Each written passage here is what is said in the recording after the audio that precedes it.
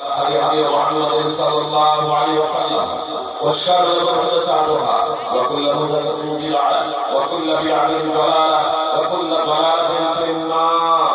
أعوذ بالله من الشيطان الرجيم. قل إن كنتم تحبون الله فاتبعوني يحببكم الله ويغفر لكم ذنوبكم والله غفور رحيم. সবার শ্রদ্ধেয় সভাপতি সাহেব, সঞ্চালক মহাশয়, ওলামায়ে কেরাম, সুপ্রিয় ভাইবৃন্দ ও ভগ্নীদের জানাই আন্তরিক শুভেচ্ছা ও অভিনন্দন। আপনাদের সম্মুখে খুতবায়ে মাসউনার পরে পবিত্র কোরআন থেকে একটি আয়াত তেলাওয়াত করেছি। ইনশাআল্লাহ তার সম্মুখে রেখে কিছু কথা পরিবেশন করব। আমা তাওফীকি ইল্লা বিল্লাহ। সুপ্রিয় ভাই এবং বোন, আপনাদের কাছে বিনীত অনুরোধ, যারা মাদ্রাসা ফালাহুল মুসলিমিনের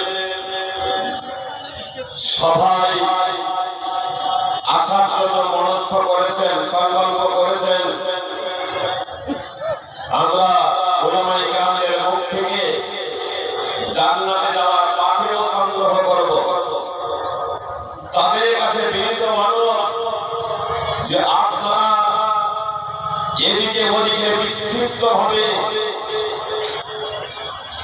দাঁড়িয়ে থেকে সময় নষ্ট করবেন না। অনেকের ধারণা আছে রাত্রি 10টায় বাইরে আলেম উঠবে, যে কথা খুব মনোযোগ দিয়ে শুনুন। আমাদের এই ধারণা পরিবর্তন করতে হবে। আমার আওয়াজ যারা শুনছেন তাদের কাছে বিনীত অনুরোধ, কথা আপনাদের একটু মনোযোগ দিয়ে শুনতে হবে। যারা এসেছেন তারা মোবাইল ফোন থেকে সাইলেন্ট করে দেবেন।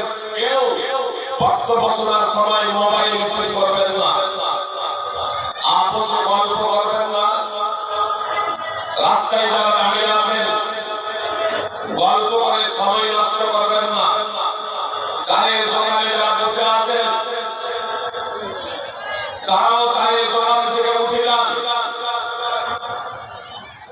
লাইভে যারা বক্তব্য শুনছেন তাদের কাছেও আমার বিনীত অনুরোধ, দুইজন আপোষে গল্প করতে করতে বক্তব্য শ্রবণ করবেন না। হয় আপনাদের বক্তব্য শ্রবণ করতে হবে, অন্যথায় গল্প করতে হবে। আর এসার পরে সাধারণত গল্প গুজব করে সময় নষ্ট করা একজন মুসলিমের জন্য সহজে নয়। তিনি আলোচনা যদি হয়, কোরআন এবং সুন্নাহর আলোচনা যদি হয় তাহলে ঠিক আছে। তো আসুন, আমরা ইশারের সালাত আদায় করে নিয়েছি, এখন আমরা তিনি আলোচনা শুনবো অথবা আমরা ঘুমাবো। এই সময়টা কিন্তু বারবার পাওয়া যাবে না। এজন্য আপনাদের কাছে আমার বিনীত অনুরোধ, মাদ্রাসা ইসলাহুল মুসলিমিনের পক্ষ থেকে যে জালসার আহ্বান করা হয়েছে, জালসার আয়োজন করা হয়েছে, তো আপনারা আসুন।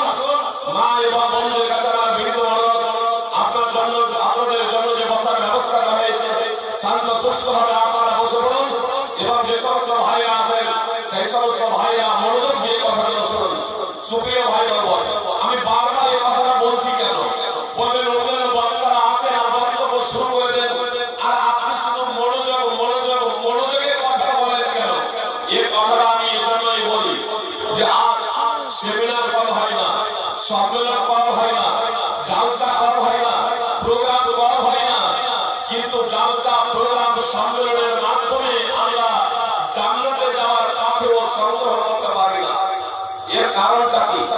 এর কারণ যদি আপনি অনুসন্ধান করেন, এর কারণ যদি আপনি খুঁজেন, তাহলে জালসা শুনি না এমন কিনা।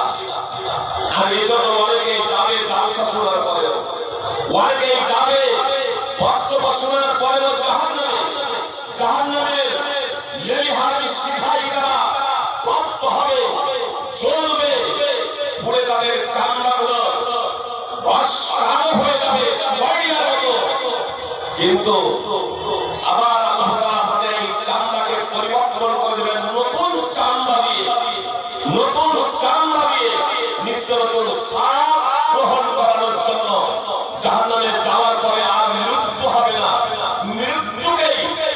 জান্নাতীরা জান্নাতে যাবে, জাহান্নামীরা জাহান্নামে যাবে। বুখারী মুসলিমের হাদিস, মৃত্যুকে একটা দুম্বার আকৃতিতে নিয়ে আসা হবে। অতঃপর জান্নাতীদের ডাক দিয়ে বলা হবে, হে জান্নাতীরা, তোমরা একে চিনতে পারছো? দুম্বার আকৃতিতে মৃত্যুকে নিয়ে আসা হবে। জান্নাতীরা তখন গলা উঁচু করে তাকাবে, তারা বলবে, হ্যাঁ চিনতে পারছি, এ তো হচ্ছে মৃত্যু। যে পৃথিবীতে যে ছিল প্রত্যেকে মৃত্যুর স্বাদ গ্রহণ করেছে, মৃত্যুকে তখন দেখেছে, ওই দুম্বার আকৃতিতে যে মৃত্যুকে দেখেছে, সেই মৃত্যুকে তারা চিনতে পারবে, বলবে হ্যাঁ এটা হচ্ছে মৃত্যু। জাহান্নামীদেরকে বলা হবে, জাহান্নামী তোমরা এইদিকে তাকাও, দেখো একে তোমরা চিনতে পারছো? তখন জাহান্নামীরা বলবে, হ্যাঁ চিনতে পারছি, এ হচ্ছে মৃত্যু। অতঃপর ওই মৃত্যুটাকে জবাই করা হবে, ওই দুম্বাটাকে জবাই করে দেওয়া হবে। জান্নাতীদের বলা হবে, জান্নাতে তোমরা আনন্দ উপভোগ করতে থাকো, আনন্দ বিনোদন করতে থাকো, আরাম-আয়েশ করতে থাকো। আর জাহান্নামীদেরকে বলা হবে যে তোমরা জাহান্নামের শাস্তি ভোগ করতে থাকো স্থায়ীভাবে। সুপ্রিয় ভাই বন্ধুগণ, জান্নাত এবং জাহান্নাম, জান্নাত এবং জাহান্নাম শুনছেন, বিস্তারিত আলোচনা করার সময় নেই। শুধু আমি আপনাদের এতটুকু বলি যে জান্নাত কি জিনিস আর জাহান্নাম কি জিনিস। আনাস রাদিয়াল্লাহু তাআলা রাসূলের বর্ণিত, রাসূল সাল্লাল্লাহু আলাইহি সাল্লাম বলেছেন যে কিয়ামতের দিনে একজন ব্যক্তিকে নিয়ে আসা হবে, এমন একজন ব্যক্তিকে নিয়ে আসা হবে যে ব্যক্তি আদম সন্তানদের মধ্যে হইতে সব থেকে ধন সম্পদশালী কিন্তু মুসলমান। আদম আলাইহিস সালামের সন্তান আমরা সবাই কিন্তু আদম আলাইহিস সালামের সন্তান। অর্থাৎ আদম আলাইহিস সালাম থেকে নিয়ে কিয়ামত সংঘটিত হওয়ার আগে পর্যন্ত পৃথিবীতে যত মানুষ আসবে এসেছে, এই সব মানুষগুলোর মধ্যে হইতে সব থেকে ধন সম্পদশালী ব্যক্তি, পৃথিবীর সব থেকে ধন সম্পদশালী ব্যক্তি, সব থেকে বড় লোক, কিন্তু সে মুসলমান।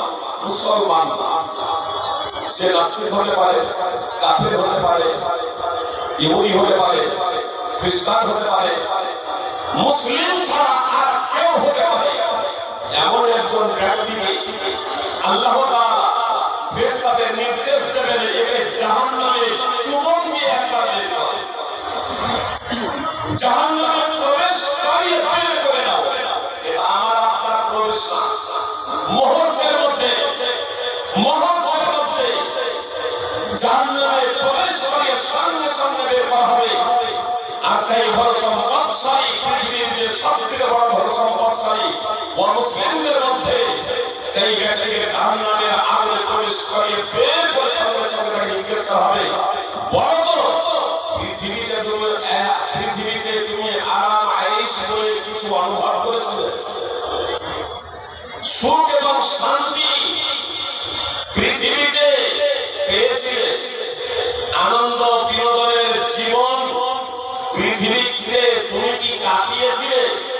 তখন সে বলবে, আল্লাহর কসম করে বলছি, সুখ কি জিনিস, আনন্দ বিনোদন কি জিনিস, আরাম আয়েশ কি জিনিস, আমি কখনো তার ছোঁয়া পাই না, আমি কখনো তার ছোঁয়া পাই না।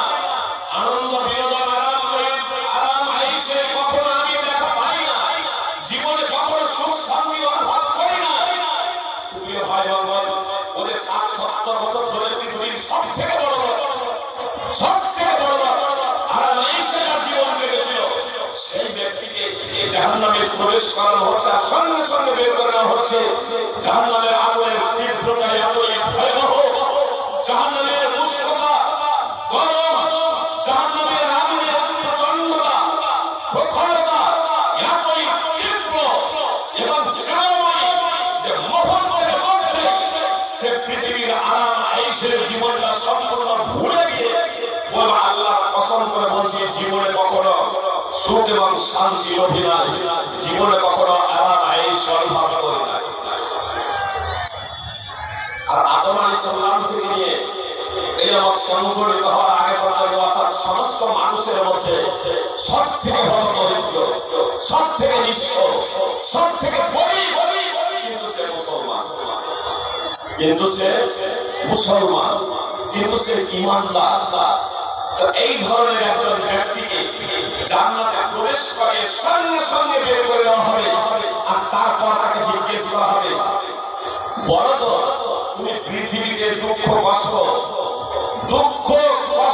বিপদ আপদের জীবন কখনো কাটিয়েছিলে? সে বলে, আল্লাহ কসম করে বলছি, দুঃখ কি জিনিস, বিপদ আপদ কি জিনিস, দুঃখের কখনো দেখা পাই না, বিপদ আপদের কখনো ছোঁয়া আমাকে লাগেনি, সদা সর্বদা সুখে শান্তিতে জীবন কেটেছে। জান্নাতের নিয়ামত সমূহ, জান্নাতের আনন্দে সে মোহিত হয়ে গিয়ে পৃথিবীতে 60-70 বছর ধরে সুপ্রিয় ভাই বাবা কষ্টের জীবন কাটিয়েছিল। জান্নাতে প্রবেশ করিয়ে এক মুহূর্তের মধ্যে তাকে বের করা হয়েছে। এরই মাঝে পৃথিবীর দুঃখ কষ্ট সবকিছু ভুলে গিয়ে বলবে, পৃথিবীতে কখনো আমি দুঃখ কষ্টের দেখা পাইনি, বিপদ আপদের কখনো আমি সম্মুখীন হয়নি, সদা সর্বদা সুখে শান্তিতে আরাম আয়েশে আমার জীবন কেটেছে। আল্লাহ কসম করে বলছে। আবার এই ইমানদার ব্যক্তিকে জান্নাতে দেওয়া হবে, আর ওই মুসলমানকে আবার জাহান্নামে দেওয়া হবে। মুহাম্মদ সাল্লাল্লাহু আলাইহি ওয়াসাল্লাম দৃষ্টান্ত দিতে গিয়ে এই উদাহরণ মুহাম্মদ সাল্লাল্লাহু আলাইহি ওয়াসাল্লাম পেশ করেছেন। সুপ্রিয় ভাই বাবা, সহিহ মুসলিম হাদিস নম্বর 2807, সুনানে ইবনে হাদিস নম্বর 4321। তো বক্তব্য শুনিনি এ কথা বলবে না। জাহান্নামে যাওয়ার অনেক বড় কারণ আছে, তার মধ্যে একটা কারণ وقالوا لو كنا نسمع أو نعقل ما كنا في أصحاب السعير। সূরা বকরা 67 নম্বর সূরা 10 নম্বর আয়াত।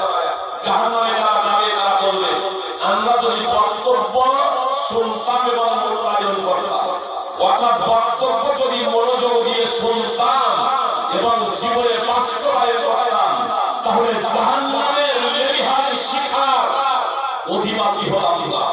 তারা বলবে,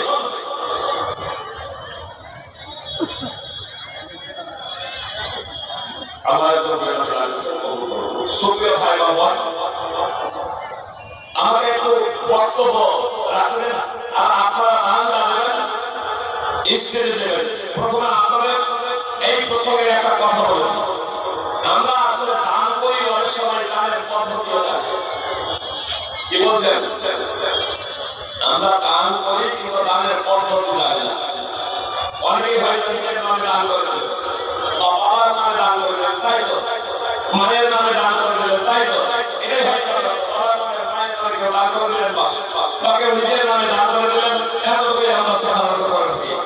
কিন্তু নিয়ত এবং পদ্ধতি যদি জানা থাকে, আপনার নিয়ত বিশুদ্ধ হওয়া চাই নম্বরে, আর পদ্ধতি যদি জানা থাকে, তাহলে এই দানটা আপনি মনে করেন যে ভাই 1000 টাকা দান করে না করেন, ওই ভাই নিজে পুরো 1000 টাকার নেকি পাবেন, 1000 টাকা নেকি পাবেন উনি নিচে। কখন উনি দান করছেন, উনি 1000 টাকা নেকি পেলেন। উনি যদি ওই টাকাটা বাপের নামে দান করতেন, তাহলে বাপের 1000 টাকা নেকি পেতেন। ওই টাকাটা যদি তিনি তার ছেলেকে দিয়ে পাঠালেন, তাহলে তার ছেলে 1000 টাকা নেকি পেত। বাপের জন্য দান করছে বেটা, আর দিয়ে পাঠাচ্ছে ছেলেকে, যে ছেলেকে, তাহলে তিনজনে 1000 টাকা দান করে 3000 টাকা নেকি। বাপের নেকি থেকে কমানো হবে না 1 পয়সা, ওর নিজের পক্ষ থেকে কমানো হবে না 1 পয়সা, ছেলের পক্ষ থেকে 1 পয়সা কমানো হবে না। এই টাকাটা আবার 4000 টাকা হবে। কখন 4000 টাকা হবে? মনে করেন একজন স্ত্রী, আমার মা এবং বোনেরা কথা খুব মনোযোগ দিয়ে শুনুন, একজন স্ত্রী, একজন আমার বোন এই টাকাটা 1000 টাকা দান করছে আল্লাহ তাআলার সন্তুষ্টির জন্য, কিন্তু এই টাকাটা তার নিজের নয়, টাকাটা হচ্ছে স্বামীর। স্বামী যেহেতু উপার্জন করেছে, এজন্য আপনার স্বামী উপার্জন করেছে, স্বামীর টাকা থেকে দান করলো মাদ্রাসা মসজিদে অসহায় গরিবদের, আর স্বামী শোনার পরে সন্তুষ্ট হয়ে যাচ্ছে, রেগে যাচ্ছে না স্ত্রীর উপরে।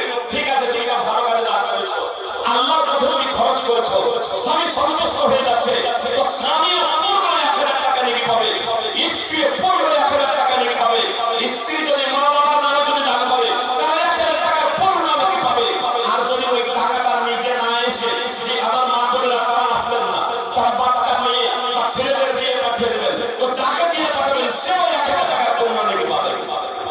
এই প্রসঙ্গে বুখারী মুসলিম সুনানে ইবনুল মধ্যে বিভিন্ন হাদিসগুলোতে এই প্রসঙ্গে হাদিস রয়েছে। সুপ্রিয় ভাই বোন, তাহলে 10,000 টাকা দান করলে আপনার 40,000 টাকা নেকি পাবেন। আর যেটা ওই 1 টাকা দান করলে 10 টাকা নেকি, 1 দান করলে 10, তারপরে সেটা আপনার 700 গুণ তার থেকে বৃদ্ধি হতে থাকবে বেশি নিয়ত অনুপাতে। এটা সার্বিকভাবে আপনার বৃদ্ধি হতে থাকবে। ভালো কথা। আপনি আপনাদের বলবো সুপ্রিয় ভাই বোন, আমার মা এবং বোনরা আছেন তাদের বলবো, মাদ্রাসা ইসলাহুল মুসলিমিনের জন্য আপনারা উন্মুক্ত হস্তে আপনারা দান করবেন। আমার ভাইদেরকে বলবো অবশ্যই আপনারা উন্মুক্ত হস্তে দান করবেন। আর এই দানগুলো আপনার আব্বা, আপনার মাতা যারা ইমানদার ইন্তেকাল করে গিয়েছেন, আপনার দাদা, আপনার দাদি, আপনার নানা, আপনার নানি যারা ইন্তেকাল করে গিয়েছে তাদের নামে দান করুন। বাচ্চারা হাত দিয়ে এরকম পাঠান, মা বাচ্চাদেরকে সাথে করে নিয়ে আসুন, তাদের মাধ্যম দিয়ে এই দানটা এভাবে করলেন, ছেলে মেয়েদের মাধ্যম দিয়ে। তাহলে তারাও উৎসাহিত হবে, তারা উৎসাহিত হবে, উপরন্তু আপনার নেকি পূর্ণ পাবেন। 10,000 টাকা দান করবেন, ওই 10,000 টাকার নেকি প্রত্যেকে 10,000 করে নেকি পাবেন। বাপ পাবেন, স্বামী পাবেন, বাপ পাবেন, মা পাবেন, স্বামী পাবেন, স্ত্রী পাবেন, যাকে দিয়ে পাবেন সে পাবে। ঠিক সুপ্রিয় ভাই বাবা, এই জন্য দানগুলো আপনারা করতে থাকুন। আর একটা বিষয় আপনাদের কমন ভাবে বলে রাখি, এটা আপনারা হৃদয়ে গেলে মস্তিষ্কে বসে। মাইকে যদি ঘোষণা হয় অমুক 10,000 টাকা দিলেন দান, তাহলে কি আল্লাহ জানতে পারবেন যে অমুক 10,000 টাকা দান দিয়েছেন? কি বলছেন? আপনাদের নাম যদি মাইকে ঘোষণা হয় যে আপনি 10,000 টাকা দান দিয়েছেন, এখানে 50,000 দান দিয়েছেন, তাই মাইকে ঘোষণা হলে কি আল্লাহ জানতে পারবেন? কি বলছেন? আপনি যে বাড়ি থেকে সংকল্প করে এসেছেন, জি কথা মনোযোগ দিয়ে শুনুন।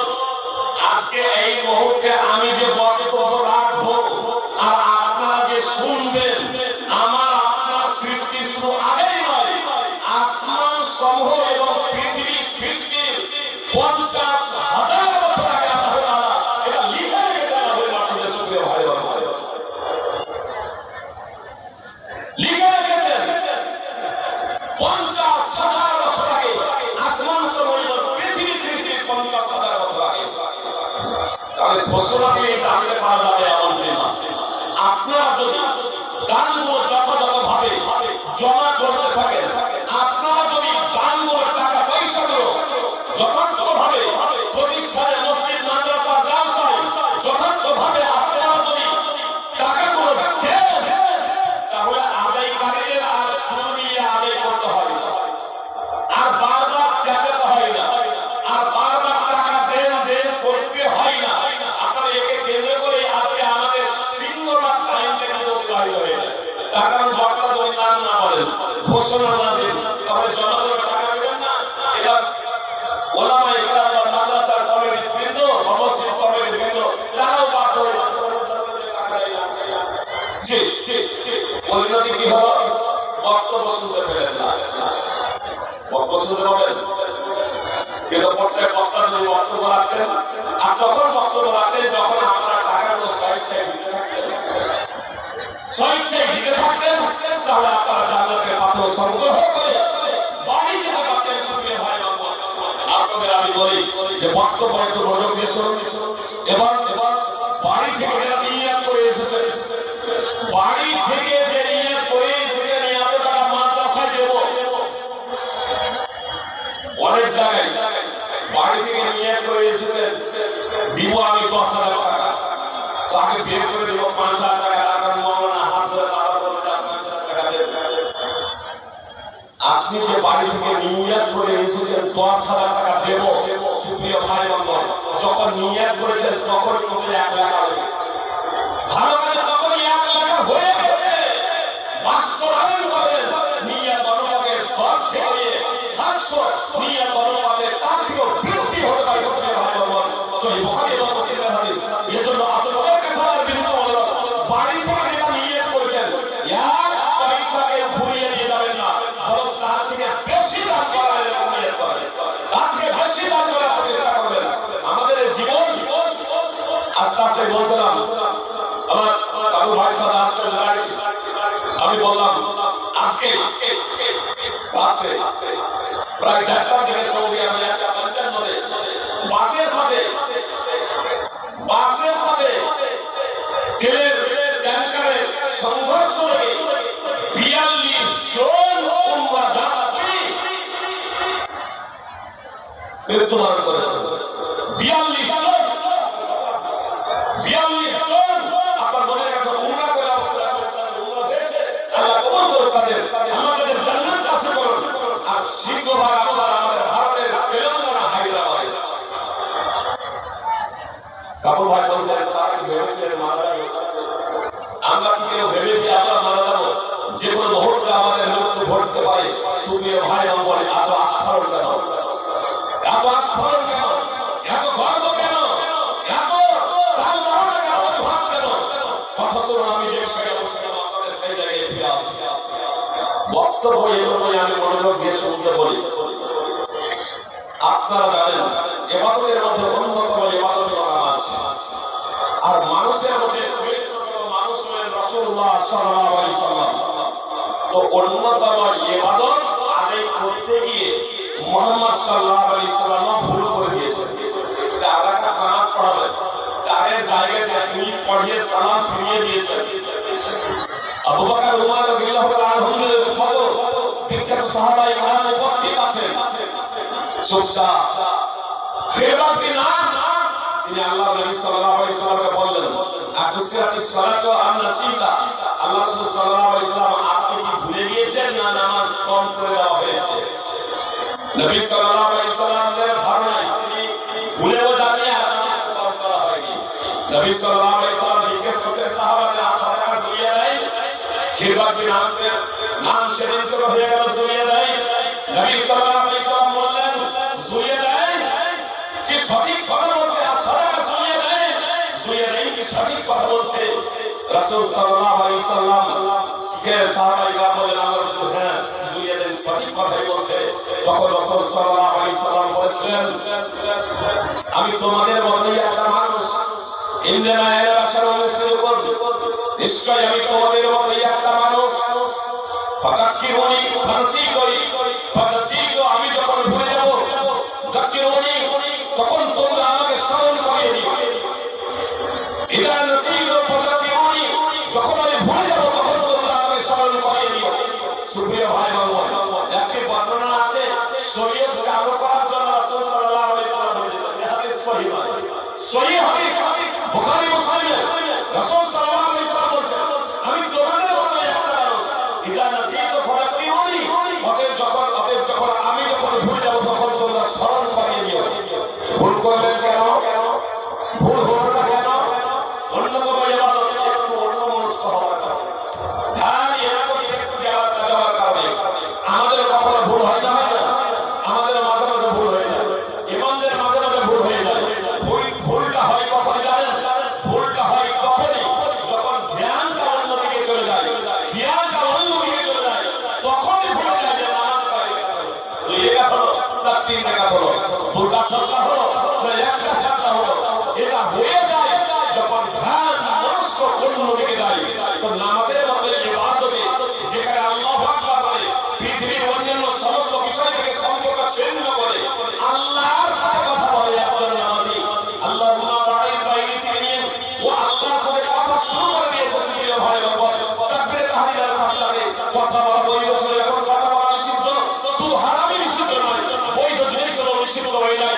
পৃথিবী থেকে সম্পর্ক ছিন্ন করে আল্লাহর দিকে বিশেষভাবে মনোনিবেশ করে, তারপরেও ভুল হয়ে যায়, মন ধ্যান ধারণা অন্যদিকে চলে যাওয়ার কারণে।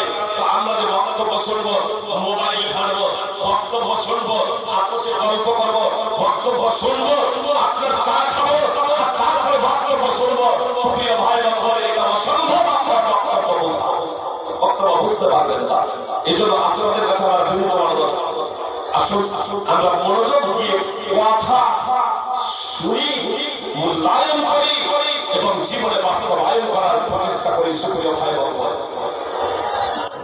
আমরা মুসলমান, আল্লাহ যে আমাদেরকে মুসলমান করে সৃষ্টি করেছেন, আল্লাহ তাআলার অশেষ রহমত আমাদের উপরে। অশেষ করুণা আমাদের উপরে। পণ্ডিত দীনকৃষ্ণ ঠাকুর তিনি বলছেন, আপনার ফেসবুক এবং ইউটিউবে যদি বলেন তার বক্তব্য হবে। পণ্ডিত দীনকৃষ্ণ ঠাকুর গত 3 তারিখে বিপরীত হঠাৎ ফেসবুক খুলতে গিয়ে অন্য চলে বলে তার বক্তব্যটা চলে এলো, ভিডিওটা চলে এলো। তিনি বলছেন, আমি যদি মুসলিম হতাম নিজেকে ধন্য মনে করতাম, আমি যদি মুসলমান হতাম তাহলে নিজেকে সৌভাগ্যবান মনে করতাম, আমি যদি মুসলিম হতাম নিজেকে ধন্য মনে করতাম, আমি যদি মুসলমান হতাম নিজেকে সৌভাগ্যবান মনে করতাম। একজন পণ্ডিত বলছেন, আমি যদি মুসলিম হতাম নিজেকে ধন্য মনে করতাম, আমি যদি মুসলিম হতাম নিজেকে সৌভাগ্যবান মনে করতাম। তিনি বলছেন, তার কারণে ইসলামের কথা হলো, তুমি তোমার ভাইয়ের জন্য তাই পছন্দ করবে যা নিজের জন্য পছন্দ করবে। এটা ইসলামের কথা। একজন পণ্ডিত তিনি বলছেন, আমি যদি মুসলিম হতাম নিজেকে ধন্য মনে করতাম। সুপ্রিয় ভাই ভগবান, মুসলমান যদি আছেন, লাইভে যদি আছেন, এবং পণ্ডিত দীনকৃষ্ণ ঠাকুর যদি কথা যদি শুনছেন, আমার ভিডিও আমার কথা যদি আপনার কাছে নাই, আমি স্পষ্টভাবে বলতে চাই, ইসলাম আপনার জন্য, ইসলাম আপনার জন্য, কোরআন আপনার জন্য, মুহাম্মদ সাল্লাল্লাহু আলাইহি ওয়াসাল্লাম আপনার জন্য পথপ্রদর্শক এবং রাসূল, আল্লাহ তাআলা আপনার জন্য সত্য উপাস্য। অতএব মুসলিম হওয়ার আপনার সুবর্ণ সুযোগ হয়েছে। আমার বার্তা যদি আপনার কাছে পৌঁছে নাই, আমার কথা যদি আপনার কাছে পৌঁছে নাই, কেন এই শাহাদাত পাঠ করে আপনি মুসলিম হয়ে যান, নিজেকে ধন্য মনে করুন। ওর কথাটা এখানে নিয়ে আসেন না। লক্ষ্য এবং উদ্দেশ্য হলো যে বর্তমানে মুসলমানরা নিজেদের মুসলমান বলে পরিচয় দিতে লজ্জা করছে। বর্তমানে মুসলমানরা নিজেদের মুসলমান বলে পরিচয় দিতে লজ্জা বোধ করে। সুপ্রিয় ভাই বোন, অনেকেই বলে মুসলিম যদি হয় মুসলমান দেখে এজন্যই লজ্জা বোধ করে যে আমাদের উপরে জুলম নির্যাতন করা হবে। সুপ্রিয় ভাই বোন, জেনে রাখবেন, আপনার ভাগ্যে, আপনার মোকাদ্দারে, আমরা যাকে কপাল বলি, কপালে তাকদীরে যা লেখা নাই তা ঘটতে পারে না। যে বিপদ আপনার লেখা নেই তা আপনাকে পৌঁছাতে পারে না। আর আপনার কপালে যা লেখা আছে তা কখনো মিস্টেক হওয়ার নয়, তা কখনো মিস্টেক হওয়ার নয়, সেটা আপনাকে পৌঁছাবে। আল্লাহ তাআলা বলেন, কুল্লা ইউসিবানা ইল্লা মা কাতাবাল্লাহু লানা। মুহাম্মদ সাল্লাল্লাহু আলাইহি ওয়াসাল্লাম আপনি বলে দিন যে আমাকে এমন কোন বিপদ আপনি স্পর্শ করতে পারে না যা আমার কপালে লেখা নেই। মুহাম্মদ সাল্লাল্লাহু আলাইহি ওয়াসাল্লাম এখন আব্দুল্লাহ ইবনে আব্বাস রাদিয়াল্লাহু তাআলা আনহুকে বলেছিলেন, হে তরুণ, আমি তোমাকে কিছু কথা শিক্ষা দিচ্ছি। তারপর বলেছিলেন, ইনফাদিল্লাহ হিফাদিকা, তুমি আল্লাহ তাআলার বিধিবিধানের হেফাজত করো, তুমি আল্লাহ তাআলার বিধিবিধানের সংরক্ষণ করো, তাহলে আল্লাহ তাআলা তোমার হেফাজত এবং সংরক্ষণ করবে। কিভাবে সংরক্ষণ? দেখুন, আপনার ইব্রাহিম আলাইহিস সালাম তার স্ত্রীকে নিয়ে যাচ্ছিলেন। এক জালেম বাদশা যখন শহরে প্রবেশ করলেন, তখন ওই জালেম বাদশা যখন কোন সুন্দরী মেয়েকে দেখত, তখন তাকে ভোগ করার জন্য নানা ধরনের পায়তারা করত। যদি ইব্রাহিম আলাইহিস সালাম নিজের বোন বলে পরিচয় দিয়েছিলেন, বোন বলে পরিচয় দিলে ছেড়ে দেবে, কিন্তু ইব্রাহিম আলাইহিস সালামের অর্ধাঙ্গিনী সারা অত্যন্ত সুন্দরী ছিলেন। এই সৌন্দর্যে মোহিত হয়ে বাদশা বোন বলে পরিচয় দিল, তারপর ছেড়ে নাই না। তাকে ভোগ করার জন্য একটা নির্জন ঘরে বাদশা যখন তাকে নিয়ে এগিয়ে যাচ্ছে, তাকে ধর্ষণ করার লক্ষ্য এবং উদ্দেশ্যে সেই ইব্রাহিম আলাইহিস সালামের অর্ধাঙ্গিনী আল্লাহর কাছে প্রার্থনা করেছিলেন, হে আল্লাহ, আমি যদি তোমার উপরে ঈমান নিয়ে থাকি, আমি যদি তোমার উপরে ঈমান রাখি এবং আমার লজ্জাস্থানের হেফাজত করি আমার স্বামী ছাড়া, আমার শরীরের যদি রক্ষা করে থাকি আমার স্বামী ছাড়া, তাহলে হে আল্লাহ, এই কাফেরকে তুমি আমার উপরে লাগু করো না, এই কাফেরকে তুমি আমার উপরে ক্ষমতা দিও না। সঙ্গে সঙ্গে বাদশা অজ্ঞান হয়ে মাটিতে পড়ে যাচ্ছে। পাগল ঘটনা আপনারা শুরু করেছে। তারপরে একটু পরে আবার জ্ঞান ফিরে আসছে, আবার স্পর্শ করতে আসছে, আবার জ্ঞান হারা হয়ে যাচ্ছে। এইভাবে আপনার একাধিকবার যখন সে প্রচেষ্টা করেও ব্যর্থ হলো, তখন সে বুঝে গেল যে এই মহিলা সাধারণ মহিলা না, এ মহিলা সাধারণ মহিলা না। সুপ্রিয় ভাই বন্ধু, মহিলা সাধারণ ছিল, মহিলা সাধারণ ছিল। ইব্রাহিম আলাইহিস সালামের অর্ধাঙ্গিনী, সহিহ বুখারীর হাদিস। সুপ্রিয় ভাই বন্ধু, কেউ বলতে পারেন আসলে এ তো ইব্রাহিম আলাইহিস সালামের অর্ধাঙ্গিনী, এর জন্য আল্লাহ তাআলা তার হেফাজত করেছিলেন। বুখারী এবং মুসলিম সুপ্রিয় ভাই এবং বোন, বনি ইসরাইলের যুগে মুহাম্মদ সাল্লাল্লাহু আলাইহি ওয়াসাল্লামের উম্মতের আগে একজন যুবক, একটা লোক যার নাম হচ্ছে জুরাইজ। এই জুরাইজ আল্লাহর ইবাদতে মশগুল থাকতো, পৃথিবীর রং চঙে নেমে থাকতো না, কুসংস্কার অশ্লীলতায় সে হারাম খেত না, লোকেদের থেকে একটু ছিল সমান্ত। সমাজে তার চর্চা হলো লোকটা কত ভালো, লোকটা কত ভালো, সৎ আল্লাহওয়ালা, আল্লাহ ভীরু। তখন একজন মহিলা ব্যভিচারী এসে বলছে, তোমরা এই কথা বলছো, দেখো আমি তাকে বিভ্রান্ত করে দেব।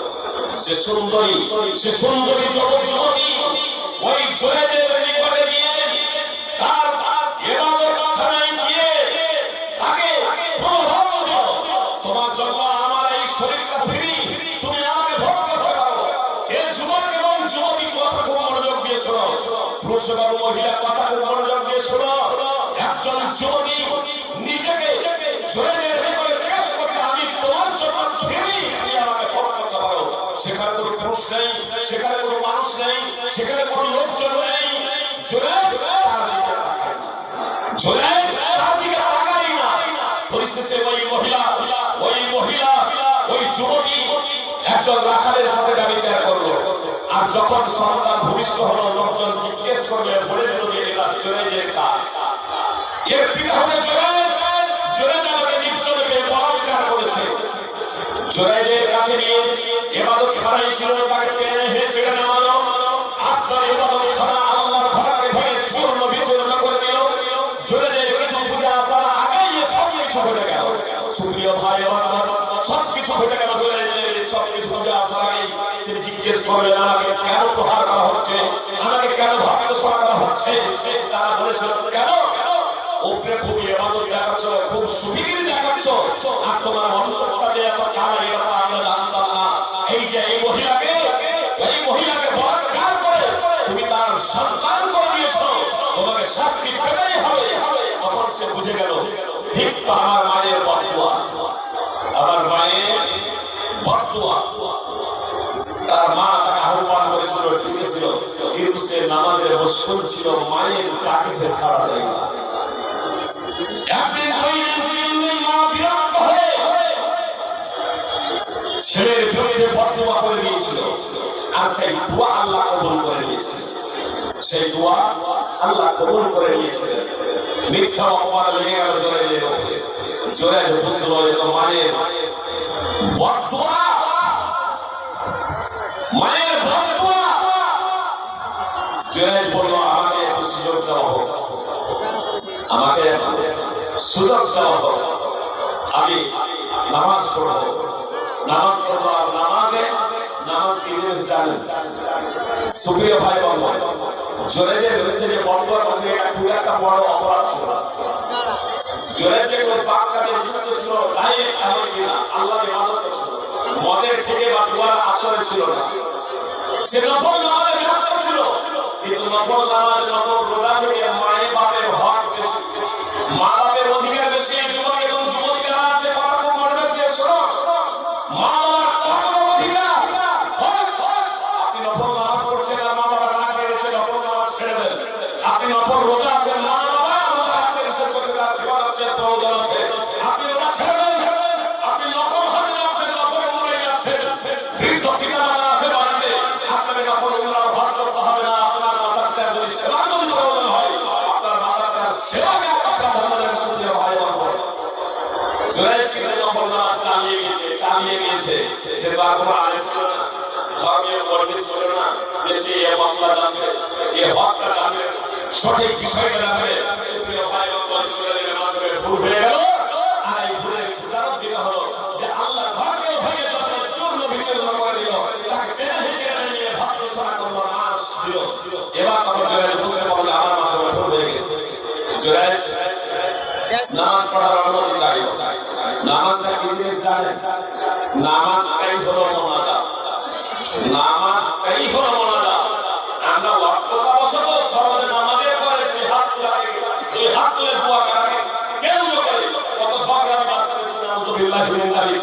মোনাজাত হবে না, আর মোনাজাত হলো নামাজ। মোনাজাত হলো নামাজ। নবী সাল্লাল্লাহু আলাইহি ওয়াসাল্লাম বলেছেন, তোমাদের কেউ যখন নামাজে দাঁড়ায়, ইউনাজি আরবি শব্দ। নাজায়ু নাজি মুনাজাতান, মুনাজাতানের অর্থ হচ্ছে একে অপরের সাথে গোপনে কথাবার্তা বলা।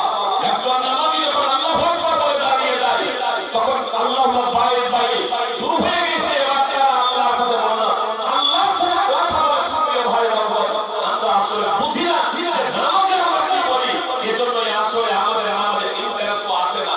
সুপ্রিয় ভাই বন্ধুগণ, ওই একজন নামাজি যখন নামাজ পড়ে আল্লাহর সাথে কথা বলে, জোরায় প্রেমিক অপবাদ লেগেছে। একটা মহিলা তার উপরে মাথা অপবাদ দিয়ে দিয়েছে, এটা হচ্ছে জুরাইজের সন্তান। তখন তো আর পরীক্ষার ব্যবস্থা ছিল না যে বিয়ে পরীক্ষার মাধ্যমে এটা প্রমাণ করবে যে সে পিতা নয়। জি, মিথ্যা অপবাদ দিয়ে দিয়েছে। যে মহিলার সন্তান হয়েছে সেই নিজেই বলছে জুরাইজ আমাকে বলাৎকার করেছে, আর এটা হচ্ছে তারই ফসল। এই সন্তান বা জুরাইজ নামাজ পড়ে আল্লাহর কাছে প্রার্থনা করলো, হে আল্লাহ, আমার উপর মিথ্যা অপবাদ লেগেছে, আমাকে তুমি মুক্ত করো, তুমি একমাত্র ভরসা। আর নামাজ পড়ার পরে কতটা দেখলো বিশ্বাসের সাথে নামাজ আদায় করেছে। এবার দেখুন, মহিলাকে জিজ্ঞেস না করে সেই শিশুকে জিজ্ঞেস করছে, মহিলাকে জিজ্ঞেস না করে এই শিশুকে প্রশ্ন করছে, যে শিশু এখনো কথা বলতে শিখেনি, যে শিশু এখনো ফুটেনি, যে শিশু এখনো ভাষা বুঝে না, যে শিশু এখনো কথা জানে না, সে প্রশ্নের জবাব দেবে। লোকজন হতবাক, লোকজন হতবাক। জোরাজ মহিলাকে জিজ্ঞেস না করে তাই এক শিশুকে জিজ্ঞেস করছে, অবধ শিশুকে, তোমার বাবাকে বলো, তোমার পিতাকে, তোমার পিতাকে। আর সেই শিশু জবাব দিল, রাইয়াল গানাম, ছাগলের রাখাল। সমস্ত উপস্থিত জনগণ তাদের ভুল ধারণা ভেঙে গেল, এটা জুরাইজের উপরে মিথ্যা অপবাদ। যে শিশু ভাষা বুঝে না, যে শিশু কথা বলতে জানে না, এটা আল্লাহ তাআলার পক্ষ থেকে একটা অলৌকিকতা। এই অলৌকিকতা দেখে শেষ পর্যন্ত তারা জুরাইজকে কোলাকুলি করতে শুরু করলো, চুম্বন দিতে শুরু করলো, এবং তারা বলেছিল, আমরা আপনার জন্য সোনা দিয়ে মসজিদ তৈরি করে দিচ্ছি, সোনা দিয়ে। সুপ্রিয় ভাই বোন, সোনা দিয়ে মসজিদ তৈরি করে দিচ্ছি। জুরাইজ বলেছিলেন, না, মাটি দিয়ে মসজিদ তৈরি করে দিচ্ছি। সহিহ বুখারী হাদিস নম্বর 3436, সহিহ বুখারী হাদিস নম্বর 3436, সহিহ মুসলিম হাদিস নম্বর 2550। সুপ্রিয় ভাই বোন, এই বাস্তবতা আপনাদের বলি। খুবাইব বিন আদী রাদিয়াল্লাহু তাআলা আনহু, তিনি বন্দী হয়েছিলেন।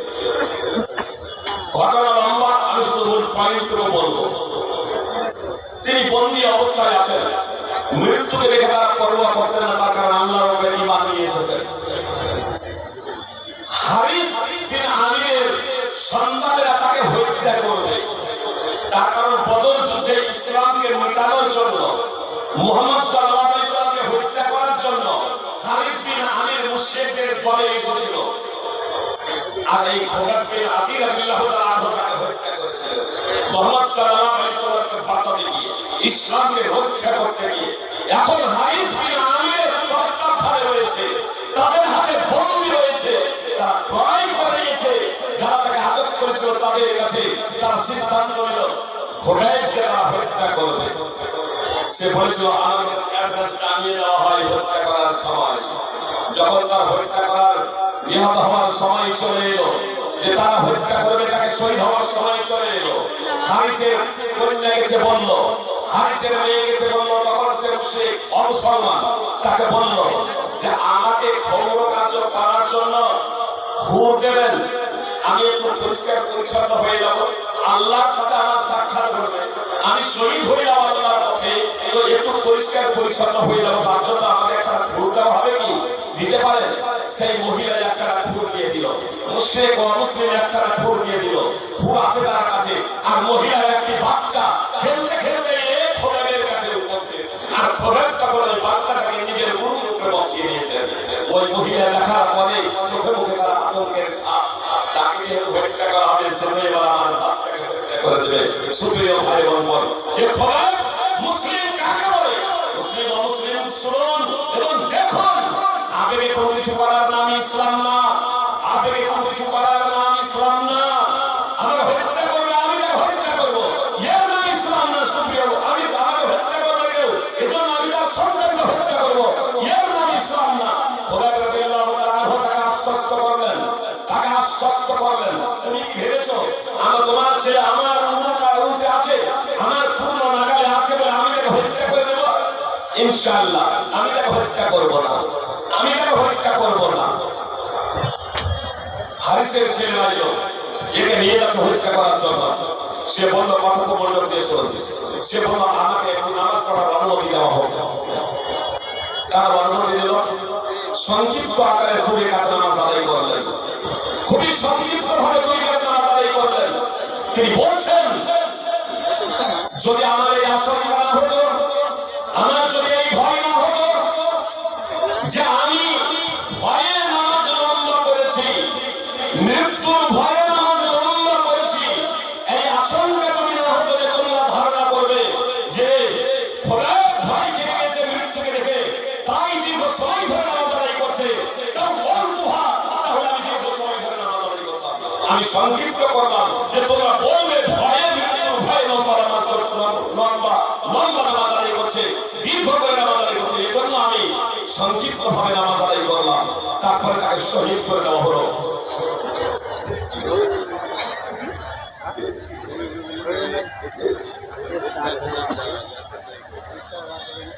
এই পয়েন্টটা শুনে শেষ করি।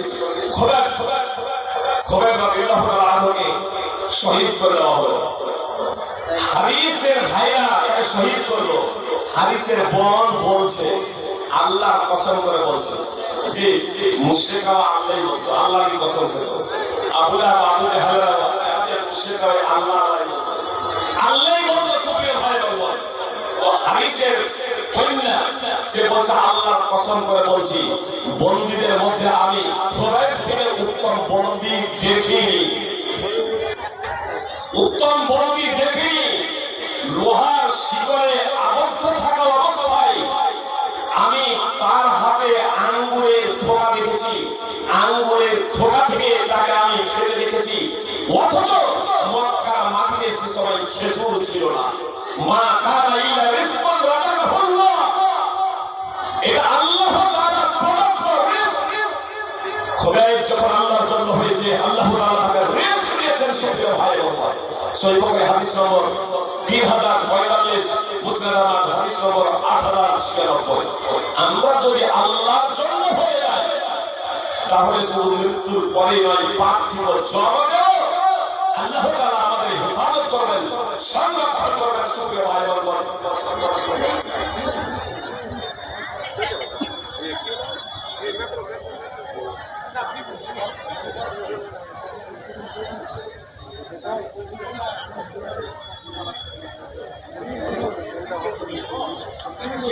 ভালো না, ম্যাক্রোটা খুলে দেন।